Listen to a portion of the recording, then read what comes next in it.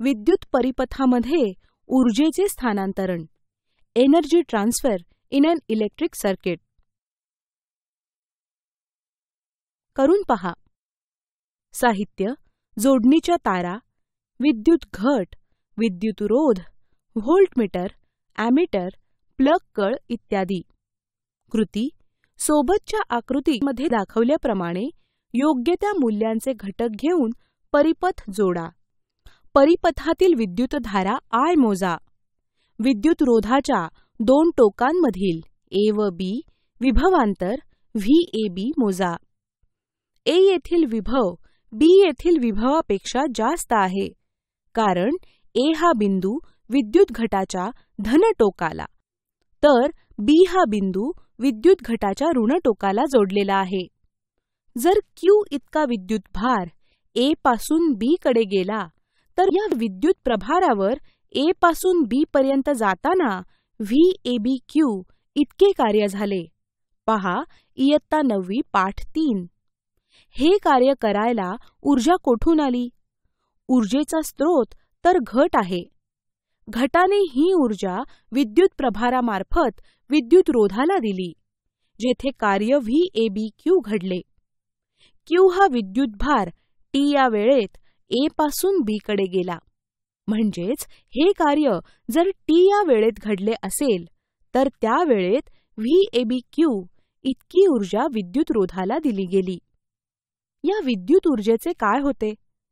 ही ऊर्जा विद्युत रोधाला मिळते व तिचे रूपांतर उष्णता ऊर्जेत होते आणि विद्युत रोधाचे तापमान वाढते. जरा डोके चालवा. विद्युत रोधाचे जागी परिपथामध्ये जर विद्युत चलित्र किंवा मोटर असेल, तर घटाने दिलेली ऊर्जा कोणत्या रूपात बदललेली दिसून येईल? उत्तर: घटाने दिलेली ऊर्जा विद्युत चलित्रातील तांब्याच्या तारेच्या कुंडलाच्या गतिज ऊर्जेत बदललेली दिसून येईल. विद्युत शक्ती बरोबर P बरोबर ऊर्जा छेद लागलेला वेळ बरोबर VABQ छेद T बरोबर VABI. समीकरण 1. म्हणून Q छेद T बरोबर I. ऊर्जा स्त्रोताने किंवा घटाने T या वेळेत P गुणिले T इतकी ऊर्जा विद्युत रोधाला दिली. जर परिपथातून I इतकी विद्युतधारा सतत वाहत असेल, तर T या वेळेत विद्युत रोधात H बरोबर P गुणिले T बरोबर VAB गुणिले I गुणिले T. समीकरण 2. इतकी उष्णता निर्माण होईल. ओहमच्या नियमानुसार VAB बरोबर I गुणिले R. समीकरण 3. H बरोबर V वर्ग AB गुणिले T छेद R. समीकरण 4.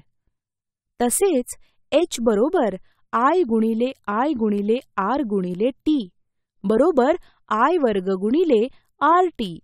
समीकरण 5. H बरोबर I वर्ग गुणिले R गुणिले T यालाच जूलचा उष्णताविषयक नियम असे म्हणतात. विद्युत शक्तीचे एकक.